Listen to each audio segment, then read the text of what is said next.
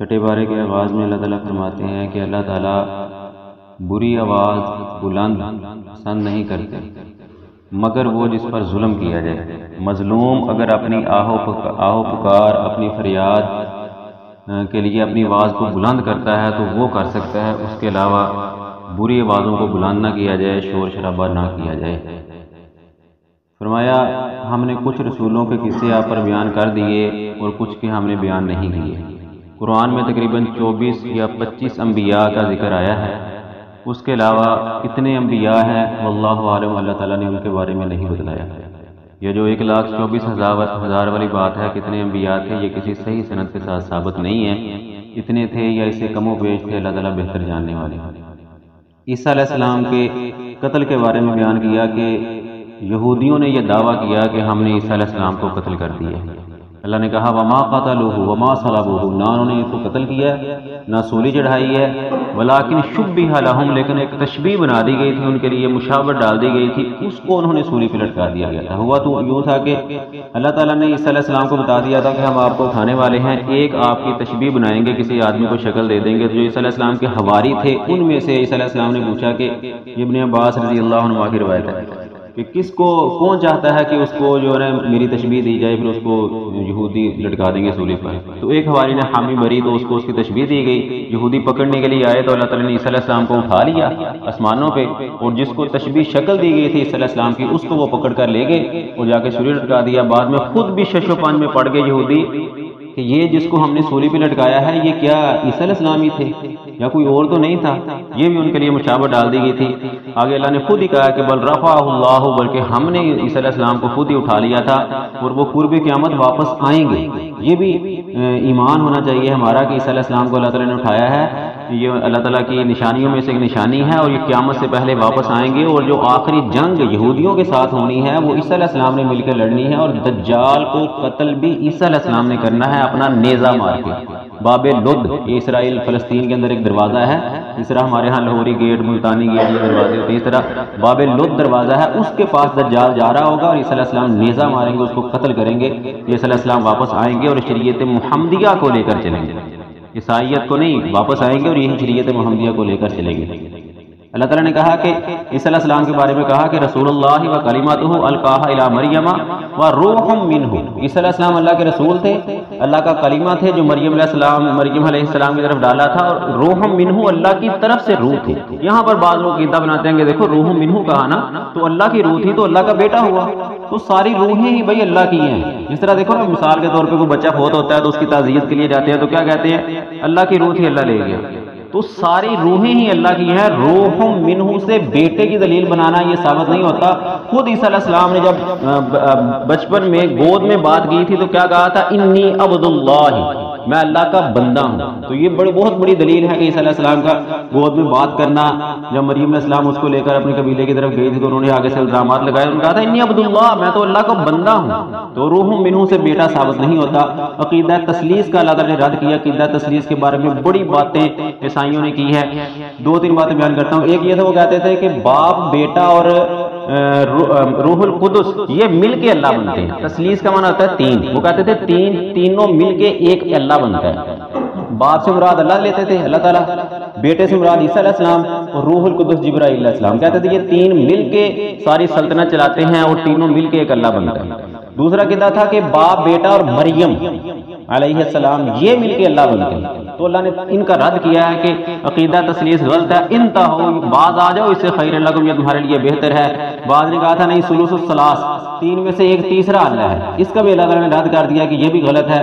اللہ تعالیٰ الہ واحد، اللہ صرف ایک الہ ہے، اس کا کوئی شریک اور ثانی نہیں ہے۔ سورۃ المائدہ کا آغاز ہوتا ہے، سورۃ المائدہ، مائدہ کا معنی ہوتا ہے دسترخوان، کھانے پینے کی چیزیں، حلال اور حرام کے بارے میں تذکرہ کیا۔ سب سے پہلے کہا اوفوا العقود، وعدے پورے کیا کرو۔ یہ بہت بڑی کمی ہے ہمارے معاشرے میں، وعدہ کیا رہتا ہے بھائی میں آ رہا ہوں، میں آؤں گا فلاں تاریخ کو، میں نے ادھار لیا فلاں تاریخ تک تجھے لٹا دوں گا، لٹایا نہیں جاتا۔ اگر نہیں بھی دے سکا تو اس کو بتاؤ کہ میں نے یہ وعدہ کیا تھا، میں پورا نہیں کر سکا تو مجھے مہلت چاہیے یا میں پھر آؤں گا، یہ بتانا ضروری ہے۔ وعدے کو پورے کرنے کے بارے میں اللہ تعالیٰ نے حکم دیا، بلکہ نبی صلی اللہ علیہ وسلم نے کہا کہ وعدہ پورا نہ کرنا یہ منافق کی علامت حلال اور حرام کے بارے میں بتایا کہ چوپائے، یہ جو جانور ہیں 4 ٹانگوں والے تمہارے لیے سب حلال ہیں، الا ما یتلا علیکم، مگر وہ جن کے بارے میں تمہیں بتا دیا جائے کہ یہ حرام ہے، یہ حرام ہے، یہ حرام ہے، وہ حرام ہے، باقی سب حلال ہے۔ چوپائے درندے اس میں شامل نہیں ہے، کچلی والے جانور شامل نہیں ہیں، جو پالتو اور غیر پالتو باقی سب شامل ہیں، نیل گائے، ہرن، یہ بھی چوپاؤں کے اندر آتی ہے، حلال ہے۔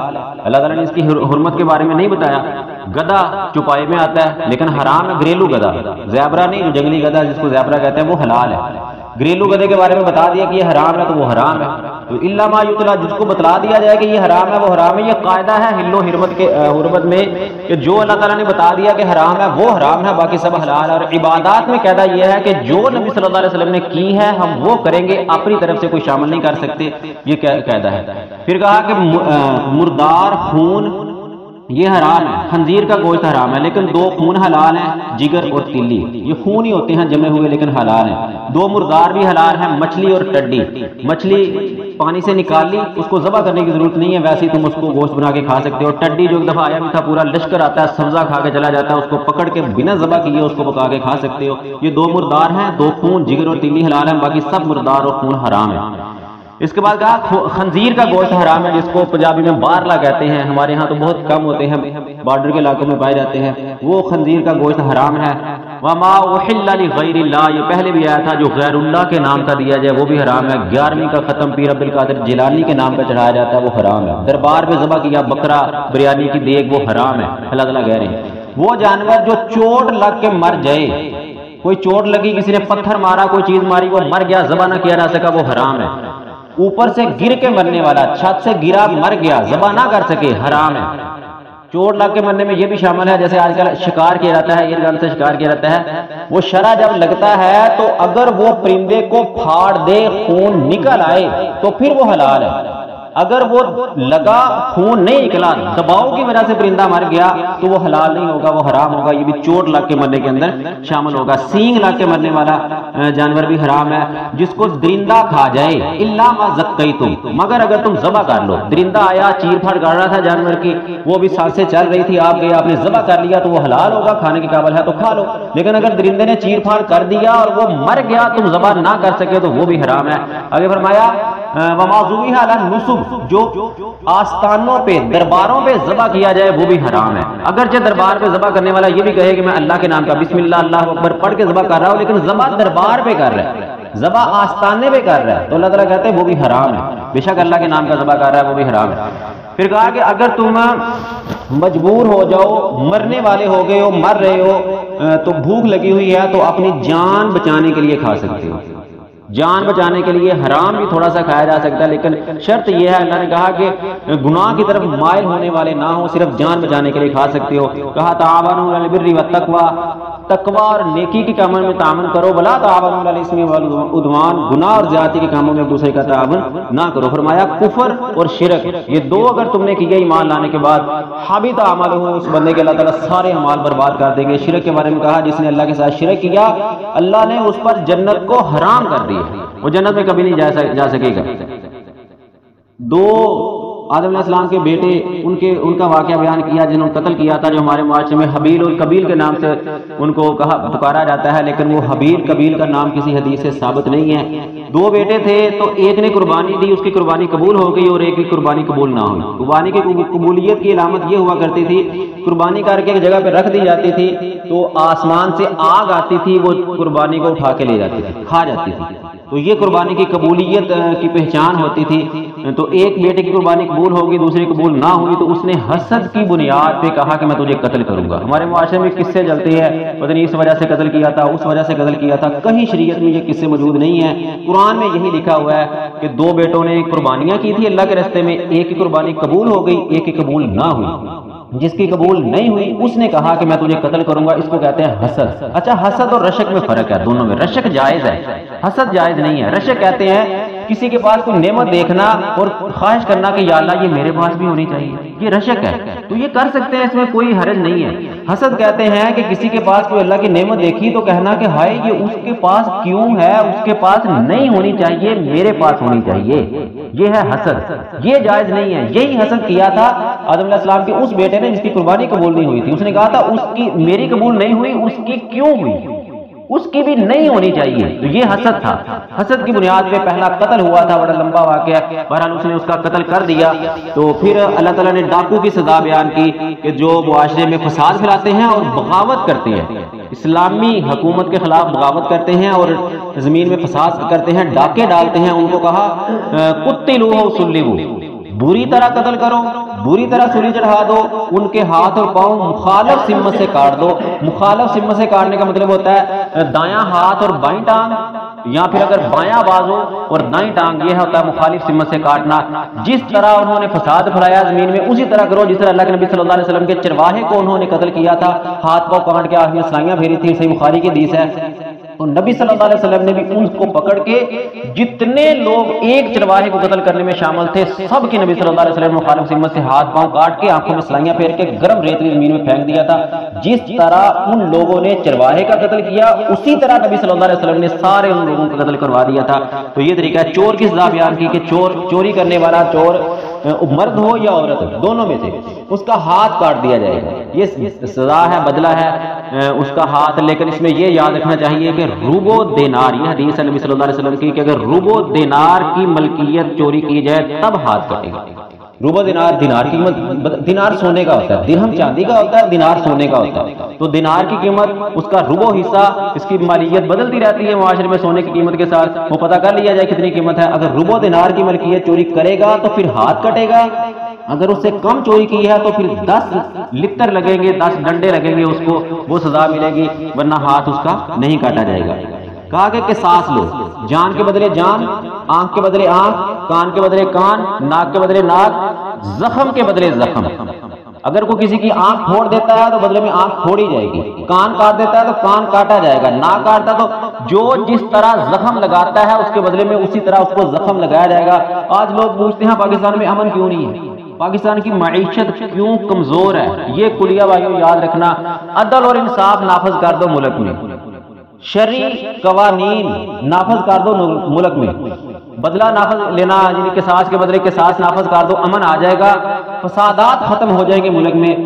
اور معیشت کیوں کمزور ہے, سود پہ ساری معیشت چل رہی ہے. اور سود کے بارے میں نبی اللہ تعالیٰ نے فرمایا کہ یہ اللہ اور اللہ کے رسول سے جنگ ہے. سود ختم کر دو اور امن, عدل, انصاف قانون نافذ ہو جائے ملک کے اندر, شرعی قانون قرآن کا, تو پاکستان کے اندر امن بھی آ سکتا ہے اور معیشت بھی مضبوط ہو سکتی ہے. آگے فرمایا کہ مومن کی علامت پہچان کی کہ مومن کی علامتوں میں سے ایک علامت یہ ہے ولا یخافون لومۃ لائم, مومن کسی ملامت کرنے والے کی ملامت سے نہیں ڈرتا. ذالک فضل اللہ یؤتیہ من یشاء, یہ اللہ کا بہت بڑا فضل ہے, اللہ جس کو چاہتا ہے دیتا ہے. کہ ملامتوں والوں کی ملامت سے نہ ڈرنا. ہمارے معاشرے میں ایک جملہ چلتا ہے لوگ کیا کہیں گے, بھئی یہ کام کر لو لوگ کیا کہیں گے, یہ نماز پڑھ لو, داڑھی رکھ لو, یہ کر, لوگ کیا کہیں گے, لوگ کیا کہیں گے, سلوار ٹخنوں سے اوپر کر لو, لوگ کیا کہیں گے, پانی لگانے آیا ہو, بھائی لوگ, میں بتاتا ہوں لوگ کیا کہیں گے. تم فوت ہو جاؤ گے نا, لوگ کہیں گے صرف اور صرف انا للہ و انا الیہ راجعون, بس اس کے علاوہ کچھ نہیں کہیں گے. جنازے کا مقررہ ٹائم 5-10 منٹ لیٹ ہوگا, باتیں شروع ہو جائیں گی, بھائی جنازہ پڑھاؤ ہم نے جانا ہے, جنازہ پڑھاؤ ہم نے جانا ہے, یہ کہیں گے لوگ. جنازہ پڑھنے کے بعد 90% لوگ واپس چلے جائیں گے, صرف 10% جائیں گے قبر پہ, یہ کریں گے لوگ. دفنانے کے بعد تمہارے رشتہ دار, گھر والے مہینہ 2 مہینہ 6 مہینہ سال قبر پہ جائیں گے, اس کے بعد بھول جائیں گے ہمارے گھر کے اندر کوئی ہوتا تھا, کوئی مرا تھا, کسی کی قبر تھی, بھول جائیں گے لوگ. یہ کہیں گے لوگ جن کے پیچھے ہم اپنی زندگیاں برباد کر دیتے ہیں, دین خراب کر دیتے ہیں, یہ کہیں گے لوگ. فرمایا کہ کافروں کو, یہودیوں عیسائیوں کو اپنا دوست مت بناؤ.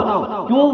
لَتَجِدَنَّ أَشَدَّ النَّاسِ عَدَاوَةً, دشمنی کے اعتبار سے سب سے سخت ترین تم یہودیوں کو پاؤ گے. سازشیں کرنے والے لوگ ہیں, آج بھی دیکھ لو سب سے زیادہ سازشیں یہودیوں کی چل رہی ہیں پوری دنیا کے اندر, کوئی ملک انہوں نے نہیں چھوڑا, ہر جگہ پہ سازشیں یہودیوں کی چل رہی ہیں. اس کے بعد اشرکو, جنہوں نے شرک کیا, مشرک. ہندو دنیا میں ایک ہی ملک ہے جو شرک کی بنیاد پہ بنا ہوا ہے, ہندوستان. تیسرے نمبر پہ کہا کہ اگر دوستی کے اعتبار سے اگر تمہارے مسلمانوں کے قریب ہو سکتا ہے تو وہ عیسائی ہے. لیکن وجہ بھی بتائی کیوں, ان کے اندر کوئی راہب علماء ہوتے ہیں, لیکن آج عیسائیوں کے اندر وہ راہب علماء نہیں ہیں جن کی وجہ سے مسلمانوں کے ساتھ وہ دوستی کر سکیں. اس وقت یہود, مشرکین, عیسائی سب مسلمانوں کے مل کر متفقہ دور پہ دشمن ہیں. لیکن افسوس کی بات یہ ہے کہ مسلمان پھر بھی متحد نہیں ہے. اللہ تعالی ہم سب کو متحد کرے اور قرآن حدیث کو سمجھ پہ اس پر عمل کرنے کی توفیق عطا فرمائے. وما علیہ